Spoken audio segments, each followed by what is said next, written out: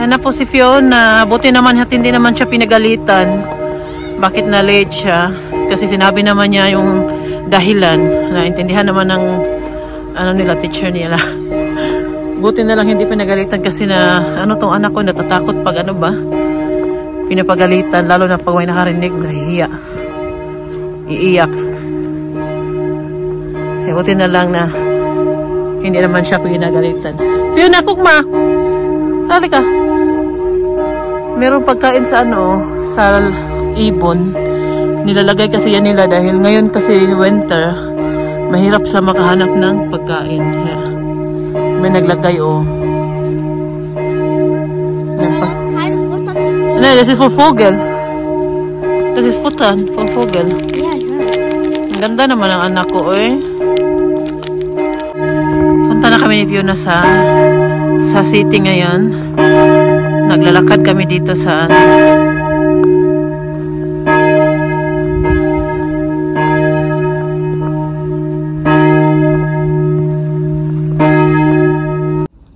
maglaro muna daw siya eh. Hintayin ko muna siya.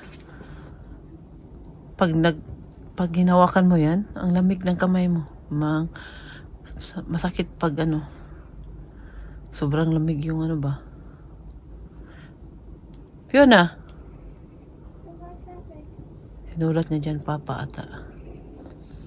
Yan ang auto ni Oma. Matagal-tagalan yan din eh. Ginamit ni Martin. Sabi ko sa kanya gamitin, baka masira na naman yung battery niyan ba. Yung isa kasi ang nilagay ni Martin sa garayan para pag trabaho niya, hindi na siya magkis-kis sa snow. Ito, o yan gamitin niya, nasa talabas yan. Kailangan talaga alisin yung snow sa taas. Hindi mo pwede mag-drive ka na may snow sa taas. May snow sa harap ba? Lalo na sa ano, sa harap. Yan ang importante sa harap. Uy, pasok na. Tingnan ninyo, oh, di ba? Ang lalim. Oh, ganyan kakapal ang snow dito sa amin. Ano siya? Yan na, come. Pasok na. Niloto ako ngayon. Tingnan pa ninyo niloto ko.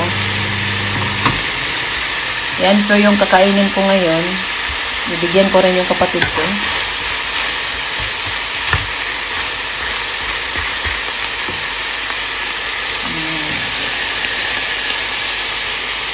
Nasa bahay na kami. Baka so help yan. Tanong kung kailangan ba niya ng tulong. Siya nagbusat na ano ba, nag-alsa ng mga mainom natin. Kukuha ako ng massage. Glice, holy massage glice.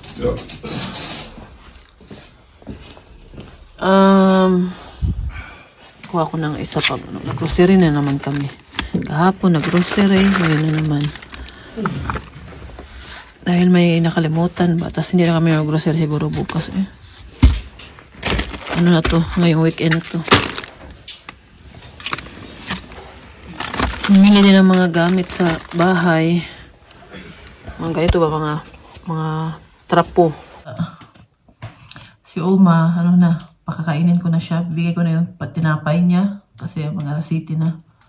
Kahapon pala, galit na galit po siya sa akin. Muntik na po niya ano niya ba, yung kamay niya sa mata ko ba? Kasi bigla na lang niya ako ginanon. Tapos nakaduko kasi ako. Nakayuko ba? Saka ko na lang napansin yung pagganyan ko.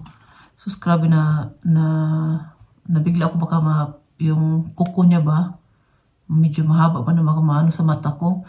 Nagalit na naman siya dahil nga sa diaper na ayaw niya magsuot. Yan po talaga yung pinagtatalunan namin araw-araw dahil lang sa diaper niya na ayaw niyang suotin. Wala siya magawa dahil kung hindi siya magsuot, baka makaihi siya. Mas lalo pang mabasa yung bed niya at baka hindi na niya mahigaan. Saan siya hihiga, di ba? Kaya kahit magalit siya, ang hirap po talaga. Tapos ngayon po, nag-start na po, sumasakit yung likod ko pag hindi ko naman kinakarga si Uma, pero grabe yung hawak ko sa kanya, hindi siya matumba. Bakit? Minsan, masakit na yung likod ko. Sabi ni Martin na ano daw, pag nandito daw siya, kailangan tawagin ko daw siya. Minsan kasi tinatry ko talaga na disturbuhin si Martin. Ako lang ba? Kasi ako naman talaga ang mag-alaga kay Uma dahil may trabaho man yan si Martin. Kaya kinakaya ko talaga minsan mag-isa. Pero minsan talaga hindi talaga siya basta-basta na ano dahil ayaw mo. Saka ano siya nagagalit. Tapos bigla ka na lang suntukin. Tapos kahapon nung inano ko yung medyas niya, bigla na lang niya akong inanon sa ano niya ba. Kaya sabi ko, bakit mo naman ginagawa yan? Sabihin ko sa kanya. Nagalit ka siya dahil sa diaper. Sabi ko, huwag naman ganyan. Baka masaktan mo ako, maano mo yung mata ko. Alam ko naman din na naintindihan ni Uma ba. Pero minsan kasi bigla ka na lang, lalo nagalit siya, bigla ka na lang suntukin. Binili ko to dahil pag hindi na masyadong malamig, maglilinis ako sa bintana. Hindi ko kasi maabot dahil napakataas. So, binili ko to para, ganyan ko lang ba. 1 euro lang naman to siya sa Ribe. Kaya try ko to kung ano ba to, makalinis pa sa bintana. Ito naman sa sahig. Maglilinis kasi ako mamaya bago ako maligo. Nalinis tayo yung mga gamit sa bahay, mga trapo. Ito din. Mili. Ngayon pa lang tayo lumabas na. Ano talaga ako ba?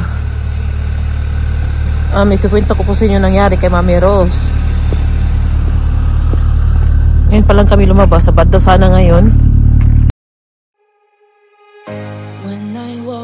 To the kitchen, you saw the look on my face, you saw the look on my had to get out of this place.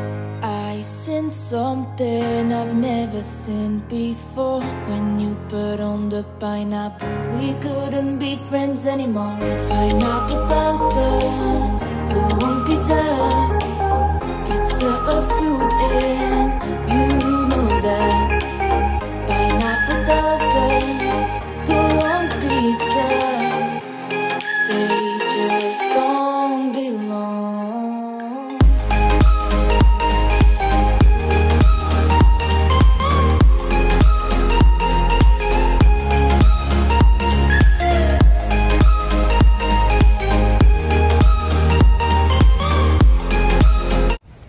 Dito tayo maglakad-lakad. Pakita ko po sa inyo ha. Ang ganda po dito ba. Naglakad-lakad lang kami sandali ni Martin kay alam po ba ninyo, ngayon lang po ako lumabas dahil masama po talaga yung pakiramdam ko kanina dahil nga sa nangyari sa akin kahapon bago ako natulog. Sakit yung tiyan ko. Kahapon nag-start ang ating diarrhea at nung madaling araw bigla na lang ako nagising dahil masusuka ako ba. Ha? Ice daw. Nag-ice nga talaga. Ano ba? Masuka ako ba? Kaya tumayo ako. Ang dami ko talagang sinuka kagabi. Mga madaling araw. Ang dami kong sinuka nung isang araw. Nung kaninang madaling araw. Grabe.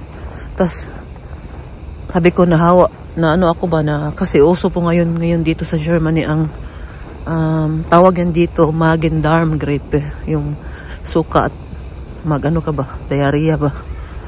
Yan po talaga yan ting-attack ng mga virus na yan pag malamig dito, 'di ba? Pag malamig kasi marami ang yung immune system natin. Madali tayong magkasakit. Kaya yun siguro nangyari sa akin. Tapos timing ba, nakatatapos lang ng regla ko, di ba? Pagkatapos ng regla mo, maraming dugo mabawas sa'yo. Yun siguro, na timing na nahawaan. Normally, hindi ako masyadong mahawaan ng ganito. Pag sa bahay namin, mga anak namin, mahawaan sila sa eskwelahan nila. Lalo na pag uso, dito yung ganyan. Hindi ako nahawaan. Pure usog lang. Pero ngayon, iba. Pero ngayon talaga, as in. Hala. Oo, tingnan po ninyo. Tubig. Hala. Ang ganda tingnan, no? Ang ganda man tingnan ang snow pag guys, pag ganyan siya ba. Ganda siya tingnan, kaya lang, kung alam lang po ninyo, gaano kalamig, kayo. magsasawa kayo sa lamig. Kukwento ko po sa inyo ulit. Tayo ka muna po, maglakad muna kami. Yun po, kanina madaling araw, nagsuka ako. Ang dami ko talagang suka. Siguro may mali na din ako nakain kahapon. Iwan ko. Kasi yung kinain ko kahapon, yun din naman kinain ng mga anak ko. At Martin, hindi naman sila nagsuka. At pagkatapos po, kaninang umaga pagising ko, uminom ako ng kape. Ayun, kalipas ng ilang minuto, nagsuka na naman ako. Kasi nailabas ko lahat yung kinain ko kahapon. Sinuka ko lang at nailabas ko lahat. Kaya sabi ko na, sana hindi mahawaan si Uma. Kasi alam pa ba ninyo, pag si Uma nahawaan ng ganyan ako, tinadala talaga yan siya sa hospital. Dahil, natakot kami ma-dehydrate si Uma ba? Dahil nga ayaw kumakain, ayaw na uminom, wala nang lakas, at saka ilang beses na yan nangyari kay Uma. Na tuwing nahawa siya, dinadala namin siya sa hospital. Dahil nga, si Uma mahina na yung niya. Mahina na si Uma ba? Yung immune system ni Uma ba? Mahina na. Kaya hindi na hindi na lumalaban yung katawan niya sa virus. Kaya wala siyang ganang kumain. Yung view lang natin ipakita ko sa inyo habang nagkikwentuhan tayo. Habang naglalakad tayo dito sa malamig na. Tapos po, yun, nagsuka ako ulit kanina. Kasi itong week na to kasi, maaga kami nagigising dahil may pasok ng mga bata.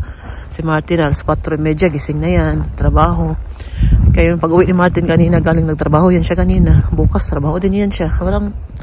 Ngayong weekend na to, trabaho siya. Bukas, paggabi na naman siya, Sunday mag-start yung trabaho nila.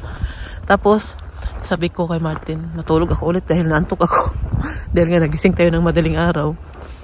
Natulog din siya kami dalawa. Nagising kami alas 3 na. Gising kami ni Philip. Si Philip nagyaya lumabas. Punta daw ng Dortmund. Ayaw ko namang lumabas kasi nga ayaw ko magbiyahe ng malayo ngayon dahil nga sa panahon at dahil nga sa nangyari sa akin, baka magsuka tayo, no? Pero ngayon hindi naman naulit ko pero hindi pa ako kumain. Wala pa akong nakain kahit isang tinapay, pero minom lang ako ng kape. Yun lang yung ginawa ko muna. Lakad-lakad muna kami sandali dito pahangin at babalik rin kami sa bahay. Dito na kami. Narinig pa ba ninyo yung tapak namin, no? Ang ganda, maganda sa pakinggan ba? Wow, Martin, hello. Yeah, yung zone on Targang. Si Martin po, palagi po yan siya dito noon. Dito siya nagja-jogging noon daw, nung kabataan pa niya si Martin. Yan siya, mahilig sa mag-jogging noon, nung bata-bata pa siya. Hindi pa ganyan yung katawan niya. Ngayon, syempre, may edad na. At merong asawang magaling magluto. Sana all. Hi, Martin. Sana all. Hindi namin kasama yung mga anak namin dahil ayaw nilang sumama. Kaya kami lang. Gusto ko lang magpahangin. Makalanghap ng preskong hangin dahil nga ngayon pa lang kami lumabas. Kunti lang yung lakad namin dito. Kahit mga 30 minutes lang. Tapos na.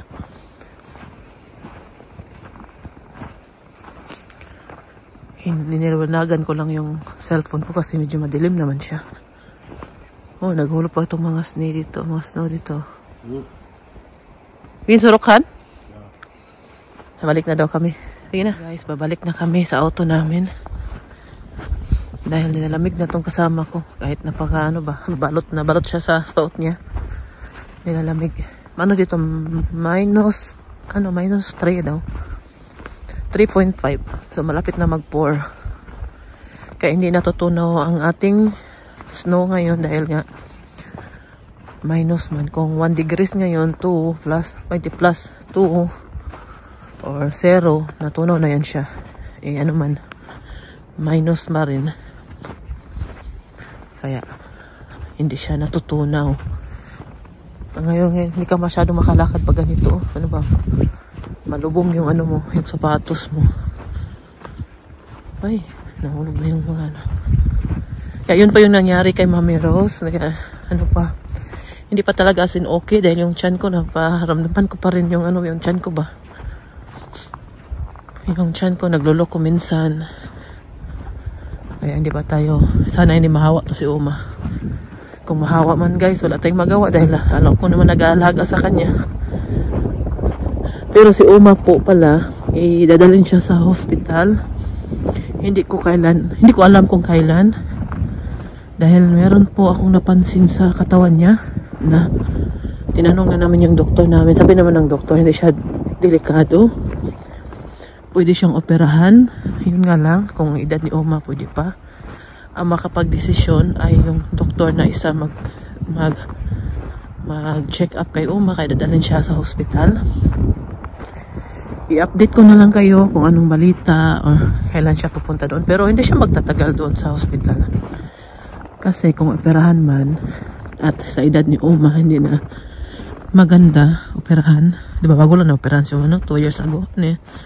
Yung may bato sa abdo. Kung operahan man siya, siyempre makinig kami sa advice ng doktor kung maganda pa bang operahan dahil nga sa kanyang edad.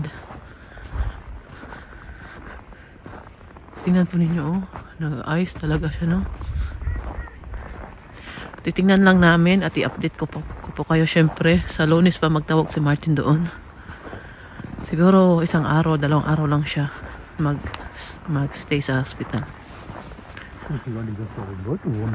Ha? Es Leute? Guck mal, wo das Licht ist. Da links daneben im Haus.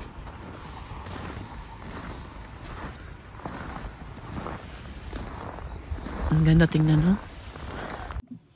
Dumating na pala itong binili ko sa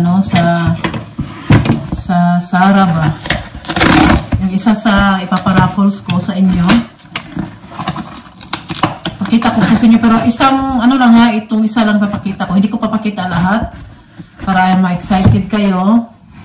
At update pala sa ating raffles, saka ko na lang pala siya gagawin 1 week before, bago, 1 week before na uuwi yung kapatid ko, para hindi kayo matagal maghintay kung ngayon na natin saka na lang pag 1 week before siya uuwi, para hindi kayo maghintay ng matagal bago ninyo matanggap yung inyong mapanalunan. At saka po, gusto ko lang po liwanagin na sa mga mananalo po, hindi ko po to siya papalitan ng pera. Kung sakali may magsabi sa inyo na, Mami Rose, ipera mo na lang yan dahil mas kailangan ko ng pera, hindi ko po yun gagawin. Tatanggapin ninyo po talaga yung napapanalunan ninyo na bagay dahil na-order ko na po siya, nabili ko na siya. Siyempre, nagbayad din ako nito. Kaya, hindi ko po yan gagawin na mapalitan ko na lang ng pera. Sana tanggapin po ninyo ng buong buo itong bibigay ko sa inyo. Maliit na bagay lang po to, pero ito po ay bali sa papasalamat ko po sa inyo sa 3 mananalo. Ano ba yan? Nagkabulol-bulol na. Yung sa 3 mananalo. Maliit na bagay lang po to, pero ito po ay talaga papasalamat ko po sa inyong suporta sa akin sa buong taon na kasama ninyo ako sa panonood po lagi ng video ko. Maraming salamat po sa inyo. Kaya ipapakita ko po yung isang nakita ko na po to siya nung napunta kami sa Bukom, nung kasama ko yung kapatid ko sa Sara. Tapos nakita ko siya sa online kaya in-order ko. Pero hindi lang po isa yung ibibigay ko ha. Meron pang madagdag na ilalagay ko. Hindi lang isang bagay lang matanggap ninyo. Siguro makeup or titingnan ko kung ano pa maibigay ko sa inyo na maliit na bagay lang. Maraming salamat sa Ito na po siya, ang aking in-order. Ito po yung mga para sa kapatid ko, ay para sa pamangkin ko. Sirain na natin. Ito pala, napasok pala ako sa mantika. Kaya yan po nangyari sa kamay natin, ang sakit hapdi. Nilagyan ko na to kahapon ng cream. Mamaya ulit. Ito na siya. Ito na yung ito yung i-raffles ko na Ito yung ipapakita ko sa inyo. Ito ay sa aking pamangkin.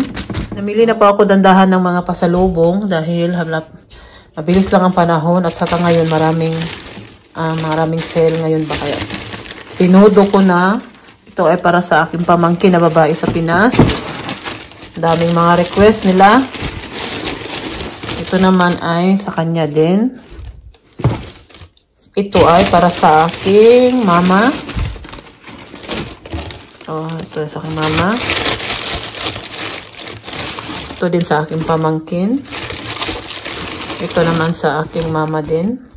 At ito na yung ipaparaffles ko sa inyo. Ito po siya. O may ano pa siya. May kasama pa siyang bag. O. Ito na. Ipapakita ko po sa inyo. Bubuksan ko muna. Sana po na magustuhan po ninyo ito. Ang ganda po nito. Na-try ko na po ito siya nung pumunta kami sa Zara. Kaya ngayon ipapakita ko po sa inyo yung laman ng bag na to. O anong nasa loob. Po siya. Ang lakas po makamadam ng bag na to. Ayan. Diba? Ayan siya. Wow, ang ganda. Ito po isa sa mapanalunan ninyo. Lalagyan ko pa siguro siya ng makeup or titingin ako kung ano pa yung para hindi lang isa yung matanggap ninyo ba. Yan, ito yung nasa loob. Ito po yung nasa loob niya. Pwede po ninyo malagay yung cellphone dyan. Kasya po yan. At ito po ay pwede nyo magamit pang araw-araw. Dahil magaan lang siya at ang ganda. Depende sa inyo kung paano niyo to gamitin. Kung pang araw-araw ba or mag-attend kayo ng okasyon, nasa sa inyo na lang.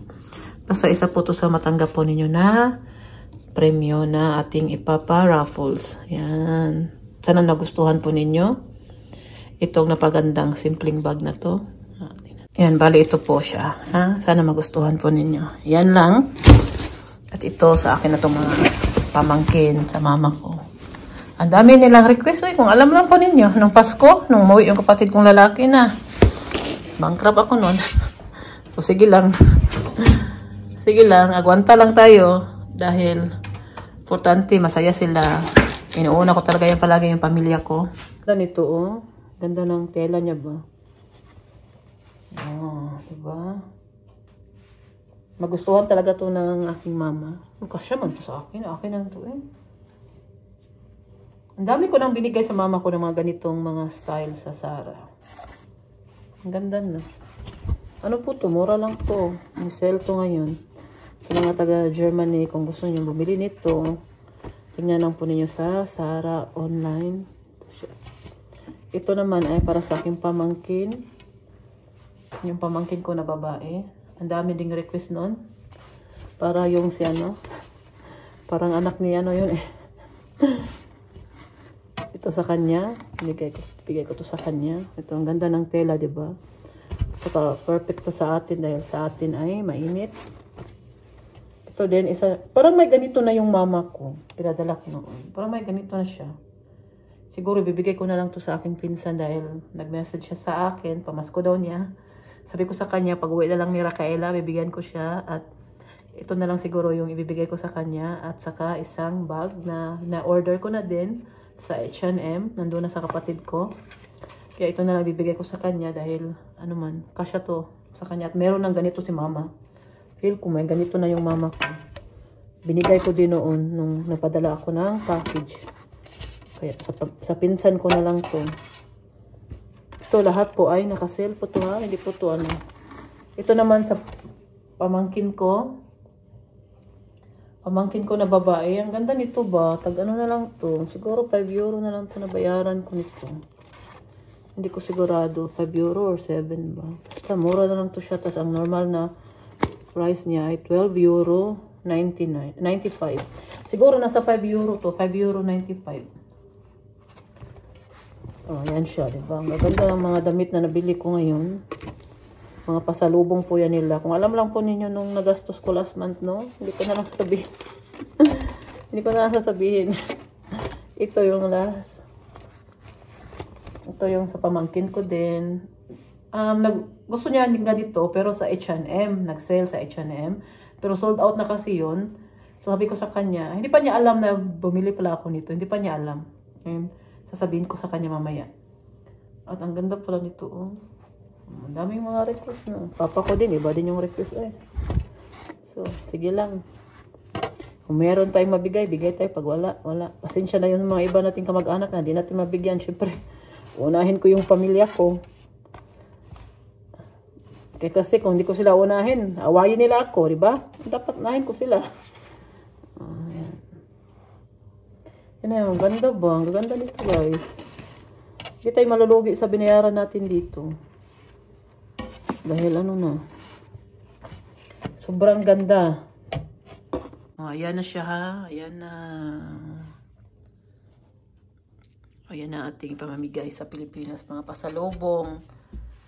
Ang ganda naman ang mga t-shirt na to eh. Ang colorful naman ito.